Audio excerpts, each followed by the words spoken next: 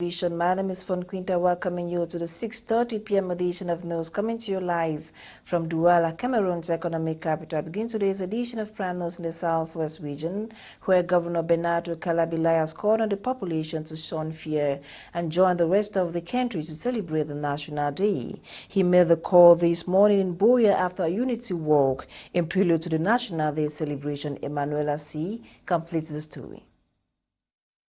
This is Boya, chief town of the Southwest region, where public workers took to the streets from the Independence Square through Memos Junction right up to the governor's office for a unity walk, accompanied with sport exercises led by the governor of the Southwest region. The Southwest region's boss, Bernard Okalabilai, backed by the divisional officer for Boya, the vice chancellor of the University of Boya, delegates of various ministries, and other regional service heads were all present for this early morning exercise in what the governor calls a walk for peace, solidarity, and unity. We, the people of the Southwest region, we must come out to show to the rest of the country, the rest of the Cameroonians that we are there, we are determined to live together. We are against those who are talking about separation. I know that people are saying, but now they should prove, they should come out and stand, decide the administrative authority, the political leaders, to celebrate it now. Governor Bernardo Calabilai charged the regional delegation of sports and physical education to involve more in such walks so that unity can be achieved in the region at least once a month. At a time when the city of Boya is marching up with activities for the big day, the 20th May fever can be felt around town. In the Central region, with lots of enthusiasm, uniform officers alongside civilians marched past the May 20th Boulevard this 19th day of May in their final rehearsal and prelude to the celebration of the country's National Day. Our Central regional correspondent Colette Lung tells us more.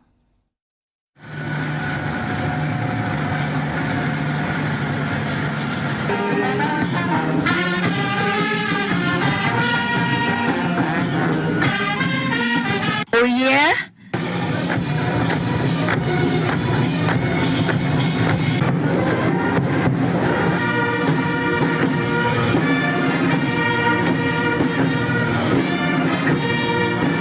This is how it rolled.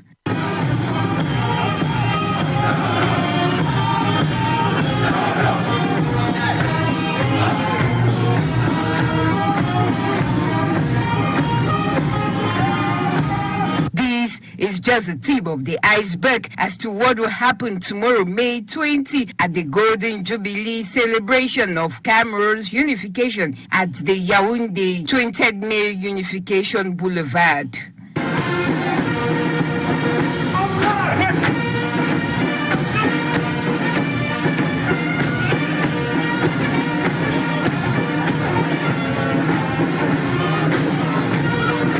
A pre-unification preparation, one of its kind, filled with ambience, glamour. Civilians, be it students, political parties, could not have allowed the military to do it on their own. All top officials present in keen observance of the march-past practice. Will the President of the Republic miss this glamour come tomorrow, the D-Day? It is wait and see.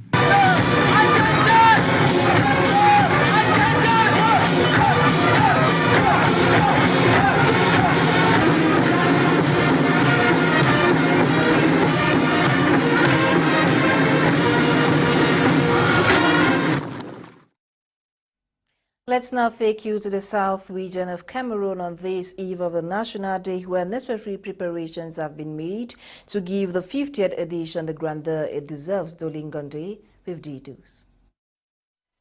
On the eve of the 50th edition of the 20th May celebration in Cameroon, the people of Lokunja, a locality in the Ocean Division of the South region of Cameroon of the country, have gathered here to rehearse against the Grand National Festival.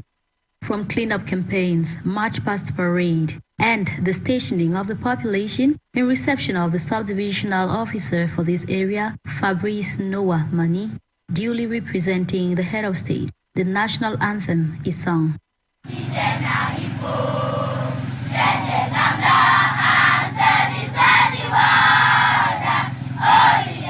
So it was another occasion for us to see how to assemble in Bidu, a village in our subdivision, to where we call the unification village, to see how we can launch the 20th May activities.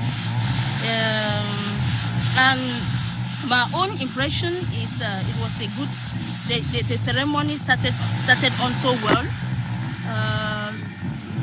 And then from there, we are going to see how activities are going to unfold. Marching from Bisang to the Bidu Government Primary School, the messages of social cohesion and living together have been emphasized as Madame Hortense Mengi, second deputy mayor for Lukunje, speaks forth. Ça n'a pas été facile.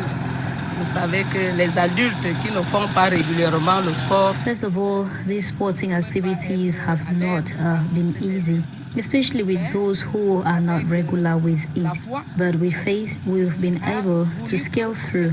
Today, we have had the opportunity to accompany the head of state, who is the chief of the armed forces, and on our part, we have pledged our support to this move for a better society. Au chef-lieu du groupement de recevoir cet événement. Et tout le Kunje est ici, ils sont chez eux.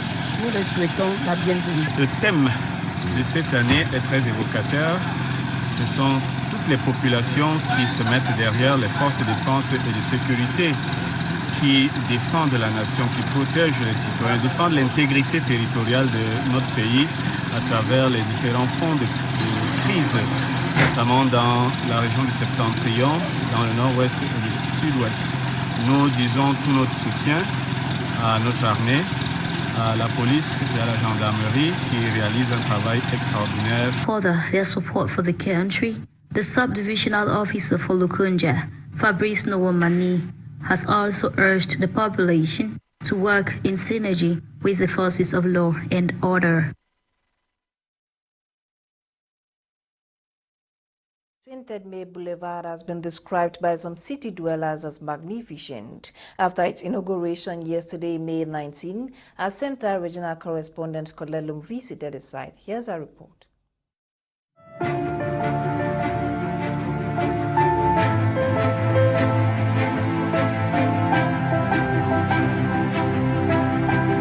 Here is what is trending in the nation's political capital, the talk of all, the patriotism monument. This monument signifies love, patriotism, the beautiful monument made by the president. So me as a Cameroonian, I'm happy to be a Cameroonian. The charm of this newest, latest, hottest monument at the Prime Ministerial Runabout is breathtaking, evident as many rush close by every now and then, taking snapshots of these succulent, charming, glamorous, beautiful works of art, with a patriotic message inscribed on the giant cup that sits on the foundation, which we shall be calling the foundation of sportsmanship. Right at the top, you find two hands guiding the map of Cameroon, and within the periphery of this monument, we notice three water fountains, animated water fountains that glow at night alongside every other part of this monument. And along with it, we find many parts that will give visitors the much needed comfort they need. As the authority chose to immortalize Cameroon 50 years of unity commemorated this year in grandeur, I love my country, Cameroon. And as a bilingual Cameroonian, j'aime mon pays, le Cameroon. Inaugurated May 18, 2022 by Minister Celestine Kachakotes of Housing and Urban Development, a monument in honor of Cameroon's national unity with its imposing structure, baptized monument of the patriots. The edifice built in 8 months, seated on a surface area of more than 3,000 square meters. This charming piece of ads can be spotted from a distance over a mile radio, and the image only gets better with amplitude. Great, a new monument, though some school of thought have it that with the persistent food crisis in the country, high rate of unemployment, increased poverty, suffering, most especially the ongoing crisis in the English-speaking regions of Cameroon, floods in the nation's political capital, and many other problems plaguing the country, the huge fund realized in putting up this edifice would have been used to resolve humanitarian issues. Nevertheless, some Cameroonians are thought optimistic for a governance with equal opportunities for both French and English-speaking Cameroonians, since this patriotic monument set the pace for a union that has been existing for 50 years now. Yes, 50 years of disagreement, hoping to agree this time around because people disagree to agree. After this day, hoping for a united Cameroon in action and not in words, since the only constant is change. Now, Cameroonians are skeptical about some 16 motorcycle riders recently arrested by law enforcement officials in the northwest region of Cameroon. Appearing before the military court in Bamenda, 16 of them were noticeably absent. Nora Akeba completes the story. Recently, some 24 bike riders arrived at the Bamenda military court in handcuffs. The Bamenda military court has remanded 24 out of 40 bikers who were arrested in Oku, Ngoketunja division of the restive northwest region. The 40 commercial bikers were arrested on April 26, 2022 while they were heading to Oku to bury a deceased colleague who was reportedly shot dead by elements of law and order. Unfortunately, they were all bundled and sent to the prison by government forces for allegedly having ties with a non-state armed group, otherwise known as separatist fighters. As at now, 16 out of the 40 bike riders are still nowhere to be found, and fears are focused on whether they are still alive. The judge is said to have ordered for them to be kept in detention at the Bamenda Central Prison. It is not exactly known what they are formally charged for, but it is alleged that their charges may be in connection with the devastating armed conflict in the two restive northwest and southwest regions. Some Cameroonians have expressed concerns that if going by the looks of the bikes from Bamenda and its environs, the Cameroon military is alleging that they are separatist forces, then majority of commercial bike riders in the country should be arrested, since riders in urban and rural areas have similar looks. They wear similar clothes and mostly keep similar hairstyles. Now, authorities in Buda West region of Cameroon are stepping up the fight against illicit sales of construction materials and price hikes. And these light officials of the regional delegation of commerce intercepted a truck loaded with cement. Get details on this report. A bad day for the owner of this truck and a lucky day for city dwellers who benefited from the auction sales done by officials of the Regional Delegation for Trade and Commerce in Bambuthus division of the West region. This truck was intercepted, goods seized and sold out at the normal price during a routine check carried out in the town of Buda. Our mission today, I think, is accomplished, given that we seized this camion with cement, and we've already sold all to the general public at the price of 5,000 francs for 32.5 kilograms of cement.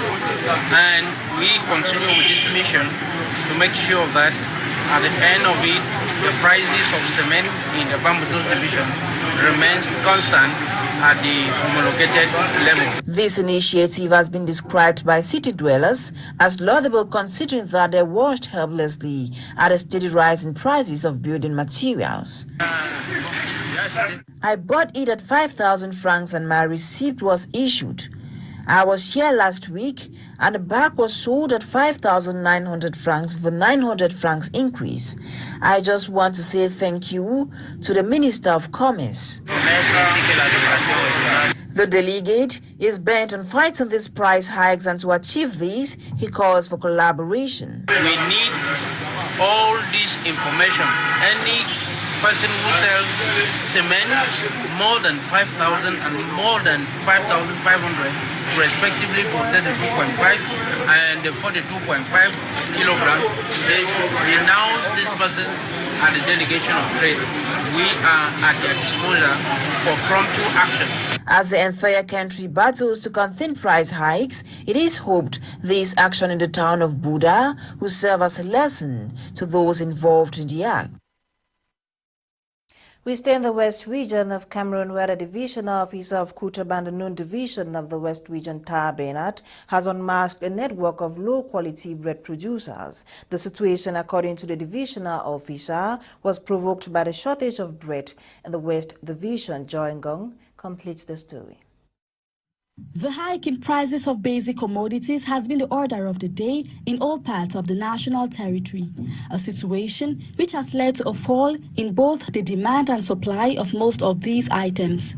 Since Sunday, May 15, 2022, there has been an overwhelming shortage of bread in the Noon Division, West Region of Cameroon, following the exaggerated hike in prices of wheat flour. In the midst of these shortcomings, some malicious individuals now import low-quality bread to put on sale in the locality of Kutaba. Upon hearing this, the divisional officer, Tar Bernard, with the help of local vigilante groups, immediately launched investigations. Behold, the network was unraveled in the early morning of May 18, 2022. Over 2,000 loaves of bread were discovered, each weighing only 105 grams, to be sold at 100 francs per loaf, far below the 160 grams prescribed by the government. Without much ado, it was concluded that the 2,000 loaves of bread will be taken to the Fumban prison, a gift for the prisoners to celebrate the Golden Jubilee of the National Day.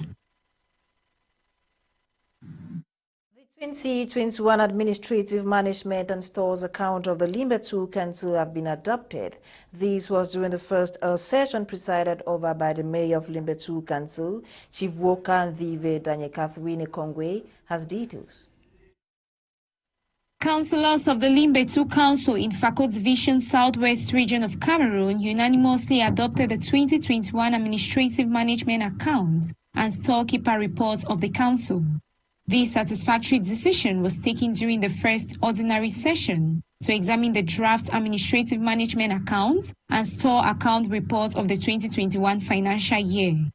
In his presentation, the Lord Mayor of Limbe 2 Council, His Royal Highness Chief Woka Ndive Danye I, disclosed that the council budget, which was initially balanced in revenue and expenditure at the sum of 665 million francs CFA, however, the council witnessed an additional 37.5 million francs CFA. As far as the demand of population is concerned in Limbe 2, we have realized about 70% within 2 years. I don't see any magic that within the 1 to 3 years we need to realize 30%. We just want to invite them to join us in this venture of development, because it cannot be a one-man affair. That's why you always hear me talk we and not me, because it's a community joint venture and we need everybody on board. While representing the Senior Divisional Officer for Fako, the Divisional Officer for Limbe 2 Subdivision, Abba Sech, saluted the efforts made by the Subdivisional Council in provisions of basic social amenities to its local population, and especially during emergencies like cholera epidemic outbreak, COVID-19, and the African Cup of Nations, where the subdivision was one of the host cities. He called on all councillors to rally their infatigable energy for the continuous transformation of New Limbe.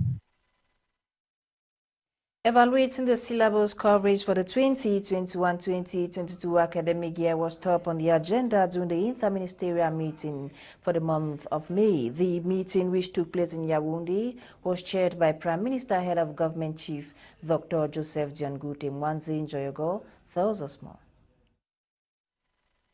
This meeting, which took place in the nation's capital, Yaoundé, evaluated the how far of how academic syllabus have been covered in the academic sector as the 2021-2022 academic year will soon draw its curtains. Participants also discussed on how much the teachers' strike action might have affected the completion of the required academic curriculum. According to the Minister of Secondary Education, Professor Nalo Valyonga, the syllabus covered this year is less than the curriculum covered last academic year. but the government will do their best to ensure the syllables are covered. The second point of discussion during this meeting was on how far preparations for the General Certificate of Examination GCE and the Baccalaureate examinations have gone. Secondary Education Boss says preparation for these national examinations are complete as sports sessions for these exams have already begun. Prime Minister Joseph Dion Gute called on the various ministers to ensure the smooth running of these assessments. And news out of Cameroon, 10 Nigerian cabinet ministers have resigned to run in next year's election. These came 2 days after President Buhari asked all ministers, ambassador, agency heads and other political appointees to resign or before May 16 if they decide to join the 2023 election race. Get details with Emanuela Moni. The ministers who have resigned include Junior Petroleum Minister, Ministers of Justice, Transport, Labour, Niger Delta, Science and Technology and Women's Affairs. According to information by Minister Lai Mohammed, the junior ministers for Mines and Education also resigned. President Muhammadu Buhari has promised to replace these ministers early so that the business of governance will not suffer. Nigeria's electoral law, which was amended in February, prevents political appointees to contest party primaries or vote during such primaries. Nigerians are expected to go to the polls early next year to choose a new president, state governors, senators, and members of the House of Representatives. Vice President Yemi Osibanjo, who wants to succeed Buhari, was exempted from the directive since he was jointly elected with incumbent Buhari. Nigeria's political parties have till June 3 to pick their candidates. Buhari's APC will hold primary elections to select candidates, including for president, at the end of the month. More than 20 APC candidates have so far registered to contest the primary vote for the presidential ticket. That report concludes the 6:30 p.m. edition of news this 19th day of May 2022 on My Media Prime Television. Coming up at exactly 7 p.m. is Prime Hour with Kum Leonard and his team. My name is Fon Quinter. Good night.